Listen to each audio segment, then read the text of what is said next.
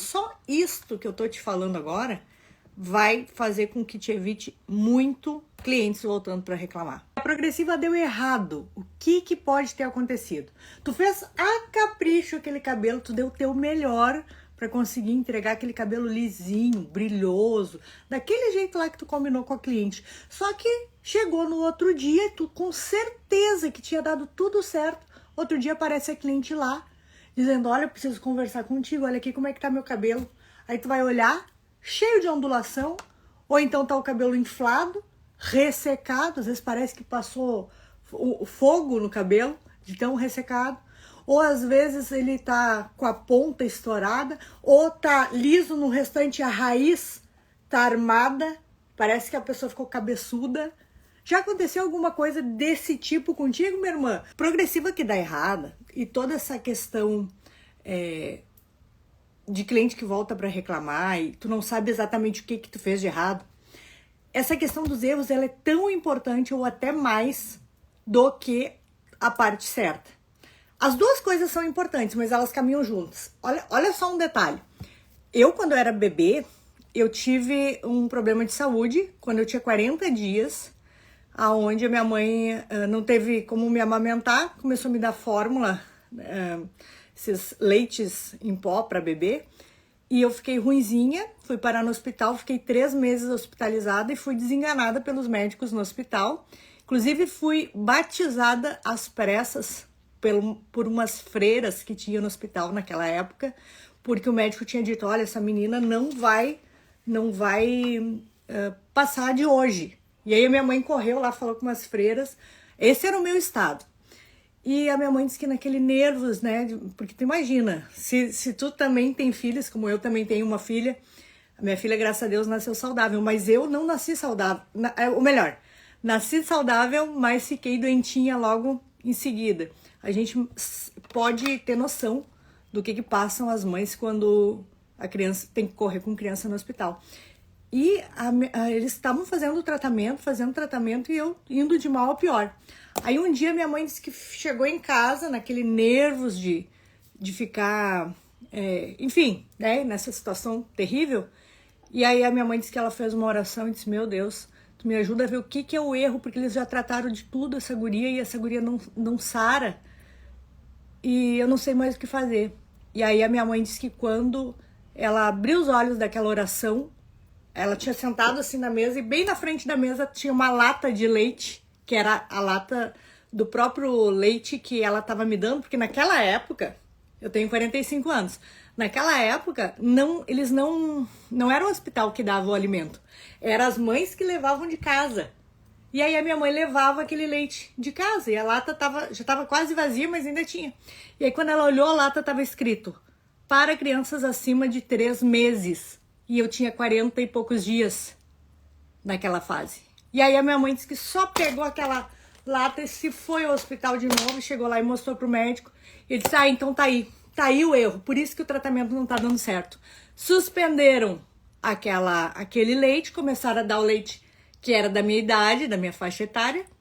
E aí disse que ali foi onde que eu comecei a melhorar. Por que eu tô te contando essa história? Essa história eu cresci ouvindo essa história. Te contei porque às vezes, minha irmã, tu tá tão focada em aprender a fazer o que é certo na hora de fazer a progressiva e não leva em conta que se tu tiver erros escondidos lá, tu não soluciona esses erros, tu não consegue sair do lugar. E principalmente se esses erros forem erros que tu não faça ideia. Porque eu vejo muito isso, entre as alunas, que quando elas assistem às aulas de erros lá dentro do método, elas dizem, Fábio, eu nunca imaginei que seria isso. E aí, quando elas corrigem aquilo ali que elas erravam, pronto, acabou esse negócio de cliente voltando para reclamar. São 48 erros, exatamente esse número pontual mesmo, 48 erros que já estão listados lá dentro do método, explicados lá de forma prática, tudo direitinho. Por exemplo, dos 48 erros, o erro número 2 é o não regular o pH quando tu tem muita oleosidade ou muito ressecamento na fase do preparo. Calma aí que eu vou te explicar agora em detalhes, tá? Calma aí que foi muita informação, eu sei. Vamos partir de um princípio assim, ó.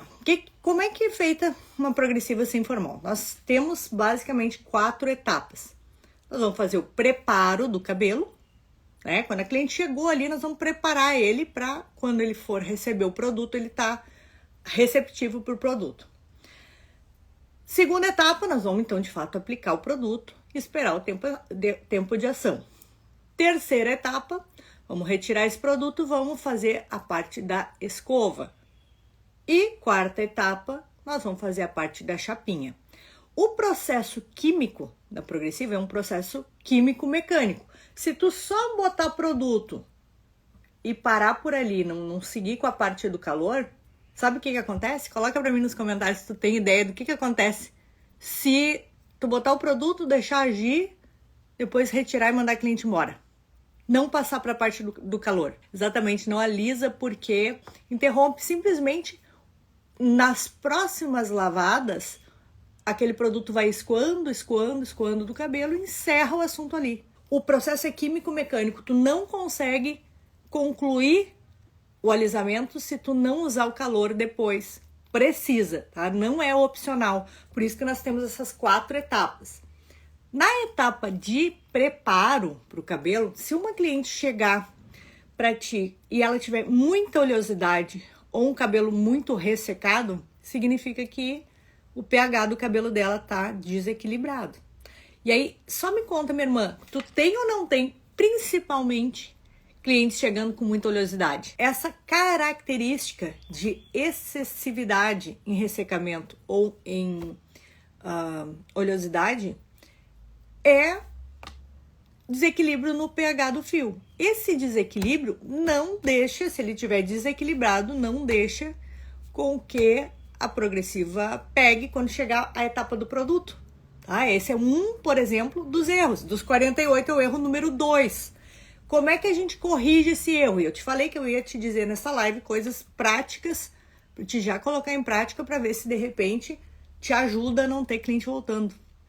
A gente pode fazer uma coisa muito simples que se chama detox quelante. Detox quelante nada mais é do que com um produto ácido, tu tocar o fio do cabelo para que ele acidifique, porque sempre o equilíbrio do pH ele sempre vai estar mais para acidificar do que para alcalinizar. Deixa eu falar agora em palavras mais compreensíveis, tá? E práticas. Tu pode pegar um vinagre de maçã, esse que a gente compra no mercado, esse baratinho, tu bota dentro de um borrifador e aí quando a cliente chega, antes de tu levar ela pro lavatório, antes de tu lavar o cabelo, antes de qualquer coisa, passa borrifa um pouco de vinagre de maçã, só aquele toque no cabelo, porque ao encostar, não precisa tempo de ação, não precisa nada. Ele encostou, ele nivela.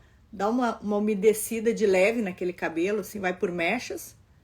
Terminou ali, dali tu já leva ela pro lavatório para lavar o cabelo e começar o processo da progressiva. Vou te dizer que só isso, minha irmã, só isto que eu tô te falando agora vai fazer com que te evite muito clientes voltando para reclamar. Claro, lá dentro do método eu mostro isso sendo feito na prática, detalhado. Sempre mostro tudo lá na prática. Mas deu para te ter uma noção.